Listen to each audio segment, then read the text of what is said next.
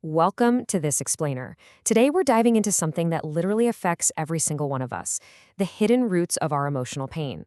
I'm honestly so thrilled to guide you through this because the source material we're unpacking today offers a profound, life-altering perspective on suffering, prejudice, and attachment. If you've ever felt like happiness is just somehow slipping through your fingers, or, maybe you find yourself constantly battling feelings of jealousy or possessiveness, well, you're in exactly the right place. We're going to take a really close look at the teachings of Shui Feng, which offer this powerful mirror to our internal world. And my goal here isn't just to throw information at you, it's to help you unlock a completely new way of experiencing reality, one that replaces chronic anxiety with absolute boundless joy.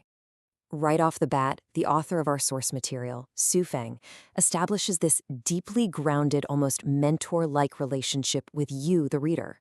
He writes, "I speak words of gold and jade. Those who believe and act upon my words will reap boundless benefits." Now, I know that might sound incredibly bold, but it actually comes from a place of boundless love and compassion. He's speaking directly to you, challenging you to recognize that the alleviation of your suffering is entirely within your grasp, provided you're willing to follow the prescription. Think of him like an uncompromising but deeply caring physician. A brilliant doctor can hand you the exact cure for your illness, right? But if you refuse to take the medicine, their expertise means absolutely nothing. This quote is basically an invitation to drop your defenses, open your mind, and accept a real cure for your emotional pain. Okay, let's dive right into our first major realization. Part 1. The root of pain. The illusion of suffering. So, Xu Feng uses an absolutely brilliant metaphor here to explain our daily reality. He says that joy, happiness, freedom, and blessedness are actually incredibly abundant in life. They aren't scarce resources at all. So, if you're struggling to feel them, it isn't because life is inherently terrible or because the world is out to get you. The truth is much more personal. Your own distorted consciousness is hiding the truth. It's exactly like being colorblind. Imagine standing in front of this brilliant, vibrant rainbow, but because of a physiological limitation, you only see shades of gray. The colors are there. The beauty is totally there. You just lack the apparatus to perceive it. Erroneous consciousness acts as this filter that completely strips the joy from your life, leaving you convinced that the world is just a dark and hostile place. And because this illusion is just so convincing, the danger of staying trapped in it is immense. The text warns us with this very compassionate gravity. Leaving in arrogance is akin to a blind man wandering into hell unaware. When we let our ego tell us that we already have everything figured out, that our resentments are perfectly justified, we're actively rejecting the very light that could save us. We blindly walk straight into our own personal internal hell, a hell characterized by chronic dissatisfaction, anger, and pain, all while arrogantly believing we're on the right path.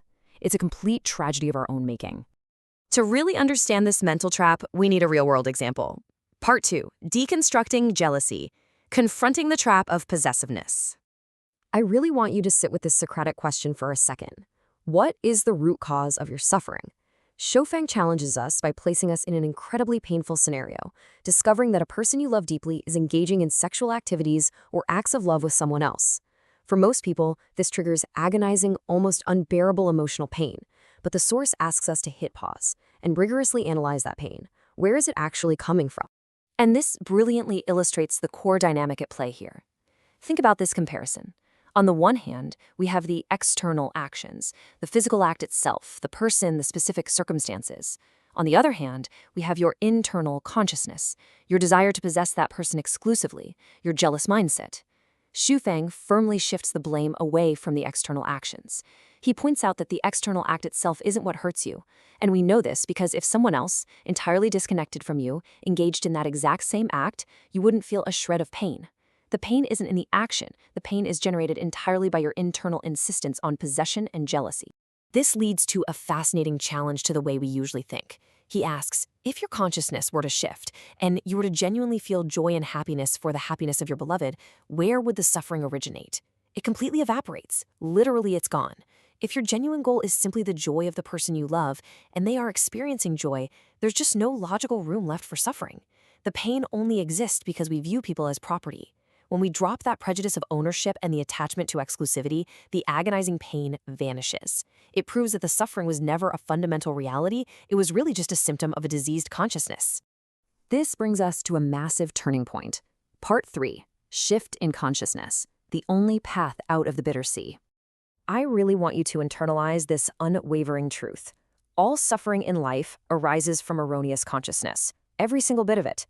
Undermining your personal happiness by constantly trying to change other people or raging against the circumstances of the world is a completely futile effort. The author stresses that failing to correct this misguided consciousness means you could travel to the ends of the earth or even ascend to heaven itself, and you still wouldn't find joy. Why? Because you're bringing the disease, your consciousness, with you wherever you go. Now, what's really interesting about this comparison is the stark contrast in our choices. Look at the path of traditional morality. It sounds noble, sure, but look at the actual outcomes: clinging to pitiful self-esteem, prioritizing vanity, and ultimately living like a mute forced to swallow bitterness. You're just suffering in silence to maintain an outward image. But then, look at transformed consciousness. The outcomes here are genuine joy and, metaphorically speaking, ascending to heaven. The source makes it crystal clear. Finding the root of your pain in others guarantees that the pain will never, ever end. True freedom is found exclusively by transforming your own mind. So how do we actually cure this? Well, let's look at the mentor's final prescription. Part 4, Embracing True Happiness. The mentor's final prescription. The directives here are incredibly clear and, honestly, they're deeply liberating. First, you have to abandon your pitiful self-esteem and vanity. Just stop worrying about how things look to others or how your ego is being stroked. Second, renounce values fettered by traditional morality. Let go of those rigid societal rules that tell you that you must possess others to be loved or that you have to suffer to be righteous. And third, you must actively transform your consciousness from within. You have to stop demanding the world mold to your preferences and instead clear the dust from your own eyes so you can finally see the vibrant spectrum of light that has been right in front of you this whole time. I want to leave you with this final, highly provocative thought from the source. A chastity archway represents a monument built to honor someone's strict adherence to societal rules and traditional pride. So the author asks, are you enduring endless internal torment just to maintain the illusion of these monuments? Are you protecting your vanity, your pride, and your societal standing, all while quietly sacrificing your own true happiness? It's a heavy question for sure, but answering it honestly is the very first step out of the bitter sea. Reflect on this and consider what incredible freedom might be waiting for you on the other side of your attachments.